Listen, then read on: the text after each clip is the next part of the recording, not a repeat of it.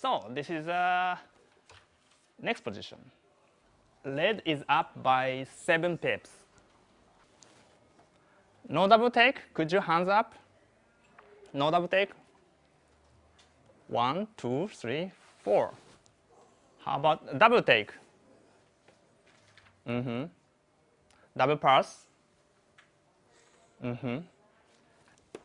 Well, for me, if it occurs 1,000 times, I get it 1,000 times correct, just because I knew the answer.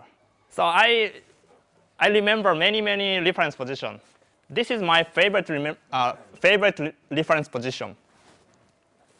This is exactly borderline of double take and double pass. So the equity of this position is like 1.000. So you can drop or you can pass. You can take or you can drop. It's the same. It's the same. It's exactly borderline position. Take or pass. It's just flip a coin.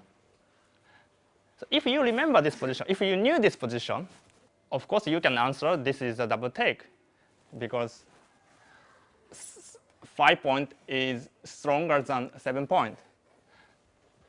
So this is good for white, right? The previous position was simply a double take, the borderline position. So now this is for sure this is a double take position. So try to remember reference position as much as you can. And good reference position should be easy to remember, or frequently happen, or borderline decision. At least 2 of them is needed, I think. Otherwise, our brain capacity is limited. We have something to do. We shouldn't use all our brain and energy for backgammon. So just try to create good reference position and minimize your work. This position is very good example, actually. Easy to remember. It's almost twins, right? This checker is here, then it's completely twins. So it's easy to remember, and it's actually frequently happen, one man back against no man back. And it's exactly borderline. It's exactly borderline take or pass. So if you remember this position, you can remember hundreds of positions. You can answer hundreds of positions of this kind. I'm going to show you another example to show you how good reference position is. This is actually happened from yesterday match against me against Ventra. I was playing for the gammon. I was playing on the gammon, for the gammon. And I left the shot, and white enter with 4. And red is on low. Red is leading 3, and red is leading 3-1 to 17 points. I might be wrong. But for most people, you guys no clue about this position, basically, I believe. Because this is unusual, right? This is unusual. But I remember one reference position, so that this position is like my friend. 7 checkers here, and 7 checkers here, and 1 here. This is borderline. So I remember this position as a reference position because it's easy to remember. 7 checkers here, and 7 checkers here. 7, 7, and 1 on the bar. And the white structure is just as the starting position. So if you knew this position, you could have a good idea of this position as well. Because now, red has only 5 checkers. However, red has 3-point board. So I thought it's a good trade-off, right? I have only 5 checkers off, but I have good 3-point board. The computer said it's actually a double pass, but this small. And without reference position, you have no idea. You can't figure out this over the board. So this is the power of reference position. If you guys remember these positions, you are instantly improved from now.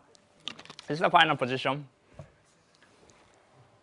Again, from my game.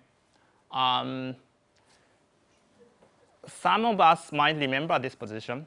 This has happened in 2009 World Championship in the final. Me against Lars Robert. I still remember one of my friends commentating this position as a pass.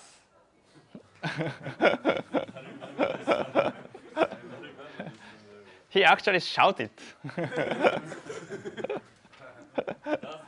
Well, I don't want to explain, this position in positional way because this is not my point. My point is, I thought this position is a double take.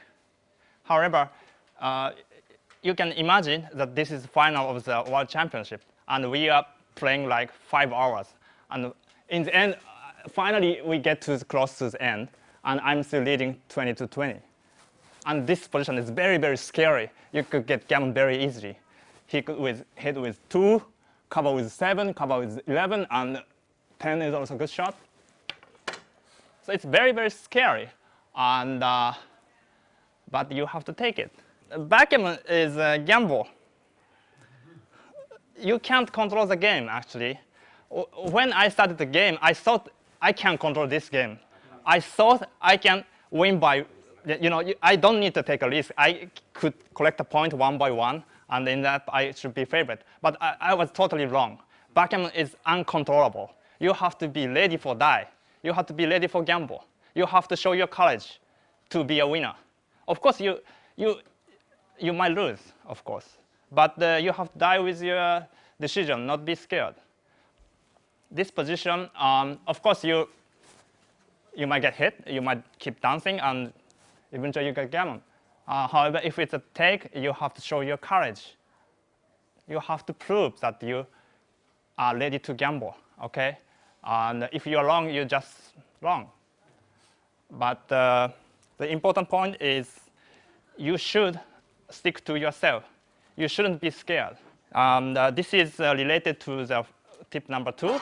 You have to be very aggressive with doubling cube. Once again, doubling cube is a weapon. You have to use it. You have to be a friend with doubling cube. You shouldn't put in the center cube, and you shouldn't be scared. Yes, this is my conclusion of doubling cube seminar.